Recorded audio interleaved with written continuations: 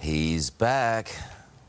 In order to make America great and glorious again, I am tonight announcing my candidacy for President of the United States.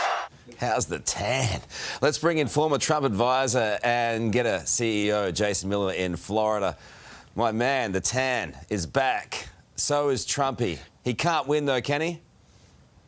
He absolutely can. And if you look at the general election polling against Joe Biden right now, he's leading in Arizona, in Georgia, in Wisconsin, tied up in Pennsylvania. We're looking for another Royal Rumble, a battle royale as we head to 2024. Again, my only dream would be President Trump against Hillary Clinton. I don't think I'm going to get quite that lucky. But here's on a serious note, the thing that we saw last night.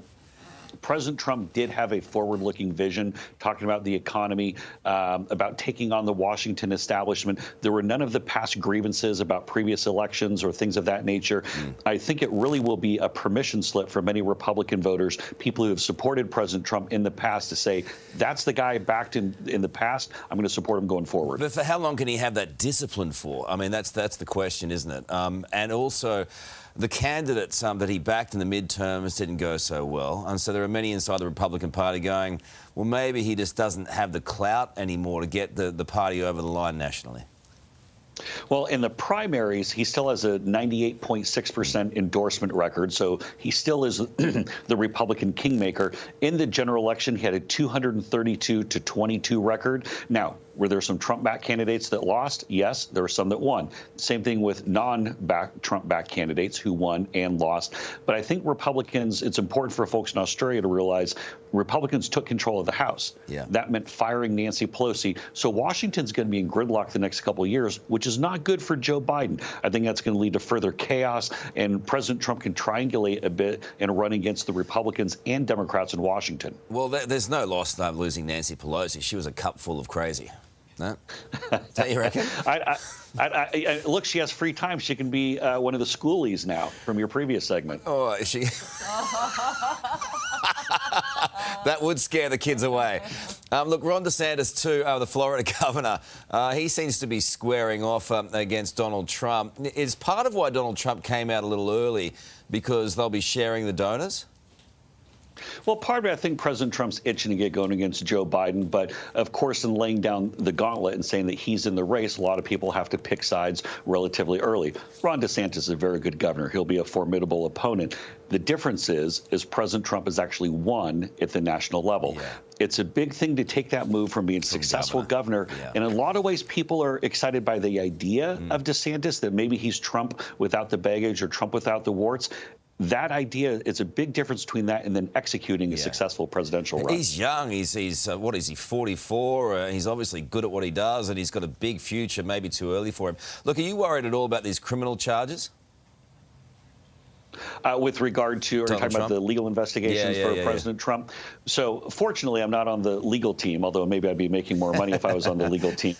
Keep you busy. But I do think it's important to realize that much of President Trump's support base has already internalized the investigations, whether it's the impeachment 1, impeachment 2, the Russia hoax.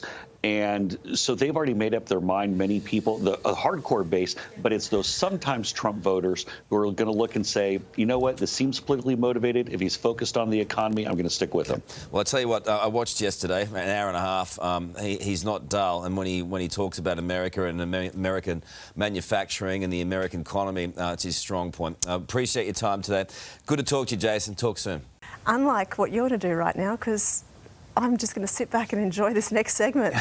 Bit of a circus, isn't it? Oh, it's the best entertainment in America at the moment. Well, it has been talked about for quite some time, hasn't it? But now, yes, it is official. In order to make America great and glorious again, I am tonight announcing my candidacy for President of the United States. Unbelievable. Everyone said to him that he should do it. They said, sir.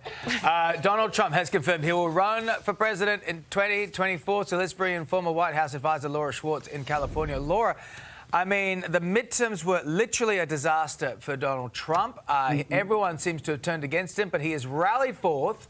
Do you think he stands a chance? Well, you know, that clip, shortly after that, he announced to make America not just great, but glorious again. People actually about 20 minutes later started heading for the doors because they were so kind of bored with the speech, which was just read off of teleprompters.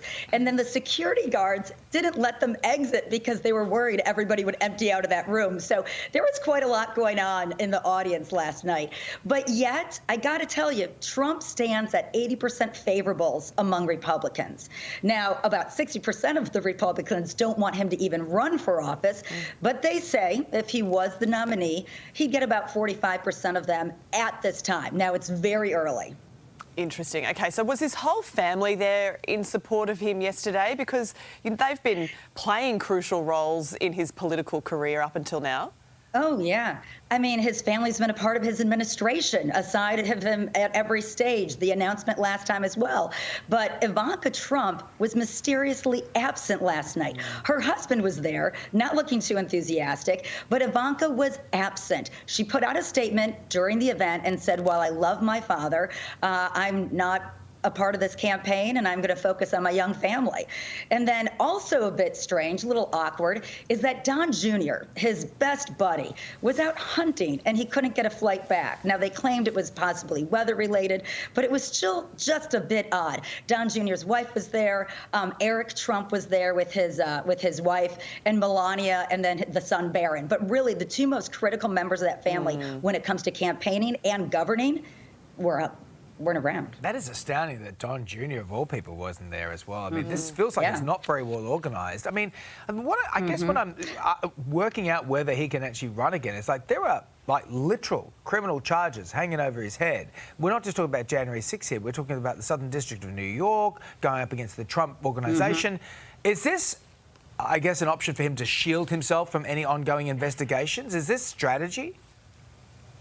This is the strategy in Trump's head, but it's not in the strategy for the Department of Justice. This would not shield him being a candidate. And it's still up for discussion whether or not even becoming president again would shield him from these really heavy criminal investigations that you just mentioned, inciting the insurrection, overturning an election, tampering in Georgia. These are all things that he's facing right now, not to mention the Trump Organization charges.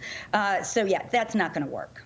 All right, well, he's back in the world's worst kept secret. There you go, it is official. Thank you very much, Laura Schwartz, for your insights. We appreciate it, as always. Hey, let's talk Donald Trump, because he's made it official. He is running for president again, making the announcement in a pretty opulent room in Mar-a-Lago, surrounded by family, reporters, and guess what?